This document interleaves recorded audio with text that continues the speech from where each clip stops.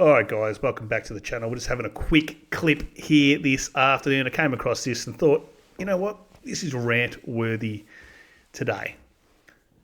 So, what are we talking about? We're going to talk about net zero.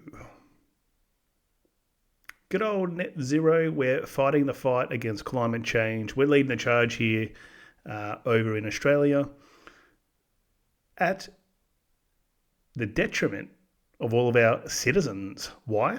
Because it's pushing up the price of power through the roof. So stick with fossil fuels. But that's been condemned. Good old Labor's all about pushing their progressive policies, i.e. clean energy, renewable energy. So what is so clean about digging up the ground to put hundreds of kilometres of transmission lines and putting all these big wind farms in the middle of the ocean? And also all over farmers' land. Yeah, that's green. Wind farms that probably kill a whole bunch of birds, probably endangered species going through them, getting chopped up.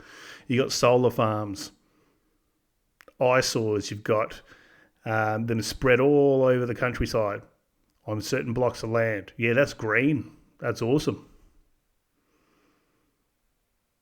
Nothing green about it. It's just pushing an agenda once again. And in terms of the cost to the consumer, there is no doubt it's going to push the prices up even further than what they are now. Now, we're talking 10, 20, 30 years down the line. But it's not going to be good because these developments are costing billions and billions and billions of dollars, hundreds of billions of dollars over this period of time. And this needs to be clawed back by these owner-operators who are laying out the capital to do so. How do they do that? They're going to do that through passing that on to energy retailers and distributors. And guess what? You're paying more. So we've got this footprint, a carbon footprint here that would be nothing in the whole world. We'd barely even manufacture anything. So you've got countries like Thailand, you've got Vietnam, India, China, just pouring out smog. They're not even signing up to this stuff. And you think we're going to make a difference. It's complete lunacy, in my honest opinion. So here is an example of real leadership. Have a listen to the US president on wind farms this week. They're ugly, they don't work, they kill your birds, they're bad for the environment, and if you look at them from a house, your house is worth less than 50%. So I'm trying to have people learn about wind real fast, and I think I've done a good job, but not good enough because some countries are still trying, and they're destroying themselves. Yep. Those are countries that are really destroying themselves. I hope they get back to fossil fuel. Get straight up. It's got to make business sense too. It can't be about feelings and agendas. That seems to be what this country in Australia is being run on at the moment. And then we're going to have the next part of this story talks about the March for Australia, which is for tomorrow, and it is being heavily condemned by Labor, by the left, as a racist rally. Once again, going straight to that talking point. Yes, we're going to have bad actors who turn up there, who are going to be the very small minority in which the media is going to single out and say that it was a right-wing neo-Nazi campaign against black people and Asians, when that's not even what it is. It's got nothing to do with skin colour. Yeah, I think people are going to be marching for different reasons. One is going to be to protest against the degradation of the quality of life here in Australia. It's just gone downhill. The last 10, 15 years, year by year, it is just getting worse. Things are getting more and more expensive. There's more and more tax. We've got all this green stuff. We're getting all this stuff pushed on us, all this progressive talk, about LGBT+. We've got DEI through the nose. We've got welcome to country ceremonies, all this sort of stuff. We just had enough of it. How about trying to get back to maybe where we were? And it's got nothing to do with people's skin colour. Yes, part of that is saying, hey, we are full at the moment. It is not racist to say that. You can't just keep pouring people in because that's what Labor's doing. We all know what it is. It's all transparent. They're flooding the country with migrants, so these migrants will have to pay all the visa fees. and all the other associated costs. I'd love to know, someone who's a recent migrant, can you please put, how much did it cost you? How much did it cost to bring yourself over in Australian dollars to the country? What was it? I'd love to know. That's why it's being done. And then once again, you're going to go to work. You're going to get whatever work you can find, and you're going to be paying tax. Now, I'm not saying all immigrants, once again, are low-skilled or no-skilled, working class. You got doctors, accountants, all that coming over. And it's not just from India or Chinese or Asian countries. It's from all over the world. You got UK, everyone coming in. It's shutting it for everyone, not just for people with a dark-coloured skin. It's for everybody. We've got infrastructure that's years behind. We've got too many cars on the roads. We've got people sitting in traffic to and from work for hours every single day. There's not enough housing to keep up with the demand. You're importing more people in. Guess what? They got to live somewhere. So the people who are currently here are going to be struggling even more to be able to get a rental. As I said the other day, across the road from my own house, there was a little unit opened up. It was a nice place. About 40 couples lining up out the front, eagerly hoping to get in and apply for it. And it was leased already. It's gone. And that was just the other day. Now it's leased. Boom, gone. So how's that going to get any better? Help me make sense of this situation, because I get people in my comments saying you're racist and immigration's got nothing to do with what's happening with housing. What are you talking about? They're not sleeping in tents. They need a home to live in. It's another family or another person who needs somewhere to live. We have a shortage. It's pushing up prices, but even more importantly, people are going homeless. People aren't able to afford the rents because the rents are being pushed through the roof. Then you got the government stuffing around with taxing property investors, and a lot of those costs do get pushed through, and those end up raising the rent even further. Higher standards means more money, means more rent. They're stuffing around with it, messing around with everything. It's just saying, leave it alone. Stop doing what you're doing. That's what people are marching for. And it's also just to be proud of the country we live in. We've got these anti-Israel or Palestine or whatever it is. I'm not up to date with what that conflict's really about. I have no opinion on it. I get people saying, oh, gee, man, you support the murder of babies in Gaza. No, I don't. Obviously, it's horrible. What does shutting down Melbourne, Sydney, Brisbane, all the cities do, walking in the streets, people virtue signalling, and you've got other extremists there, marching, chanting, Australia die, and all this sort of stuff, spray painting on the road, burning the Australian flag, wearing balaclavas and shit like that. How's that peaceful? Now, not everyone's doing that, but you get a large contingent there doing shit like that. Why? Because it's not a hostile. It's not a peaceful protest. It's a hostile process and protest.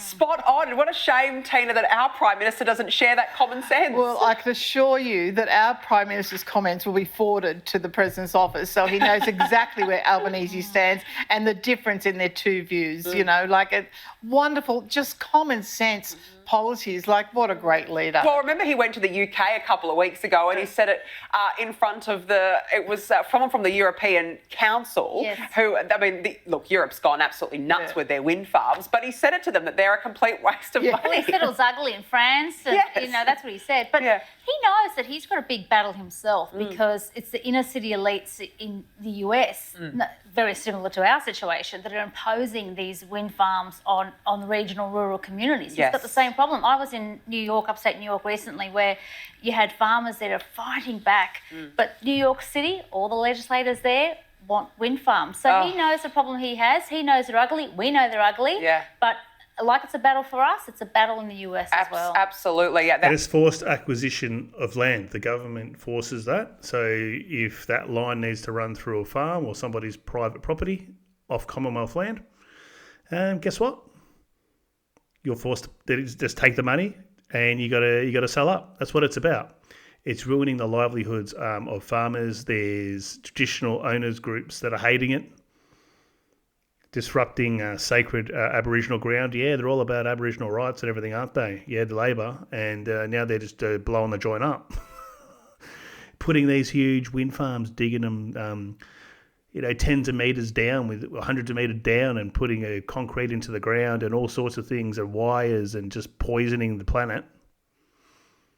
Then what are they doing? They're going out into the ocean with the offshore wind farms. They're drilling into the ground there with these huge rigs, setting up all these ugly eyesores, which then need to have transmission lines that are drilled into and digging up the sea floor, disrupting all the sea life there. Yeah, it's just green. Yeah, no worries. There's nothing wrong with it. And guess what? It's expensive. So it goes against what they're trying to do.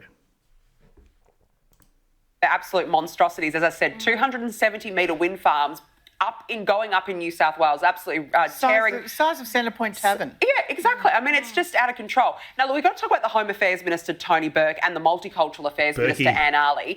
Both issued a joint statement this week condemning planned anti-immigration rallies this weekend, saying there is no place in our country for people who seek to divide and undermine our social cohesion. We stand with modern Australia against these rallies. Nothing could be less Australian. Let's talk about what's more or less Australian. Week in, week out, Tina. Hang on. So it's anti-Australian for a whole bunch of Australians. So it's not just white people. It is Australians of all colours. People who live in this country, you're an Australian person, current residents, protesting. Stop doing what you're doing. That's all it is. And it's also a pride. That's fine. People want to go and take their kids and go for a walk and support people's voices and wanting to be heard. The actual probably large portion of the general public and how they actually feel about it, what's going on. That's apparently un-Australian. What are they even talking about? Yeah, it's Australian to have, once again, all the Middle Eastern, just people just shutting down all the streets in Melbourne, Sydney, Brisbane. No worries, that's fine. And supported. But people can't, have a pro-Australia rally. Okay, I don't get that. That's seen as... right-wing propaganda. That's seen as an un-Australian, a racist, bigoted thing to do. Have seen these anti-Israel protests, terror flags being flown around the country. You've got the Ayatollah of Iran, his portrait being hurled down the harbour bridge and holding the Australian flags, anti-Australian. Those protests, they go up Market Street. The trams are stopped. While they have right away every single weekend. I can't believe the hypocrisy in these people. It makes me sick. You know, if they really don't want these rallies, cancel all those rallies. It's disgraceful. Well, I just think Tony Burke's looking after his own electorate. Of course he is. Yeah. He absolutely is looking after his own electorate, but at what expense? I mean, I can't believe that he... You get all these people saying, they're all pro-immigration, right? These are people who are living in, I'll speak from a Melbourne perspective, living in Toorak, Hawthorn, Camberwell, Clifton Hill, all those nice, expensive inner ring suburbs where these migrants are not going. Most of them are going and flooding the outer suburbs.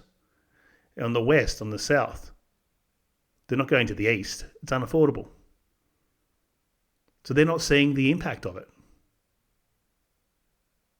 I've got no issue with immigrants. My only issue with immigration is people who don't want to be part of the culture, part of Australia. They want to bring all their grievances that they've left behind from the country of origin here. They want to start conflicts and fights here over that stuff. Like, leave it behind, come over here, you're welcomed over here, just don't carry on the complete flog. Break laws, hate the Australian people that are here who have taken you in, think you're better than them, all that sort of stuff. Could make a statement to suggest these rallies are going to be un-Australian, and the idea that they're in some respects frightening certain communities too, and making it think that there's something terrible about these rallies. Look, let's have a look at David Crisafulli in Queensland. He hasn't condemned them. He's a multicultural minister, has refused to condemn them. And I noticed New South Wales Premier and indeed the state multicultural minister. No, Australian people aren't allowed to say anything because we're supposed to be compliant and shut up. Shut up and follow rules and do what Big Daddy Gov tells you, because that's what everyone did during the lockdowns. And so they know most people, they won't stand up and say anything. So they've got to make an example out of you that if you speak out against whatever progressive viewpoints and policies they have, you are a right-wing nutjob. You will be called a cooker, you'll be called all sorts of things, and people don't want to be shamed. So they shut up, they be quiet, they don't say anything. That's what it is. Nice and compliant. To have not followed Tony Burke and Anne Ali in condemning these rallies. So I think they're out on their own to some extent, Tony Burke and Ali, in terms of condemning this, because everybody else can see that this is just an opportunity for people to come together who want to share a passion and love for Australia, and it doesn't matter what their background agree is. with you. I think there'll be a lot of people of multicultural background that will be at these rallies. I in fact, agree. supporting But the thing is, what's Australia's happened march. right now in our country is if you wave the Australian flag, you're passionate about this country, suddenly you're labelled far right. Yeah. It's not far right to love your country. It's not far right to be waving the Australian flag. We should be proud. No, you can't even have Australia Day. No, that's called Invasion Day. Every year it's this bullshit because this country's just gone to shit. We've got too many nut jobs in power and too many nut jobs with their voices being heard. Okay, yes, the place was colonised, happened 250 years ago. Bad things have happened. Okay, I didn't do that. All these people celebrating Australia Day didn't do that. We're happy. We're celebrating the life that we have here in this country, having barbecues and beers and just having a good time, chilling out. Nah, it's Invasion Day. You're a pro-genocide. You know, it's just everything's so extreme these days. You can't enjoy anything. But on the other hand, you've got Woolworths and Coles and all the shops here promoting Chinese New Year. You know, Indian Independence Day was heavily celebrated at Federation Square here in Victoria. There's no Australian celebrations happening. You know, Indian Independence Day, what's that got to do with anything over here? Marches for Palestine. We got Diwali, you got Eid, everything's pushed, that's fine. All right, we don't say you can't do it, but all of a sudden you want Australia Day, which is just a cultural day for Australians. No, you can't have that. That's racist. Don't wave the flag around. You're a bogan. Get stuffed. All right, that's enough for me today, guys. See you in the next one.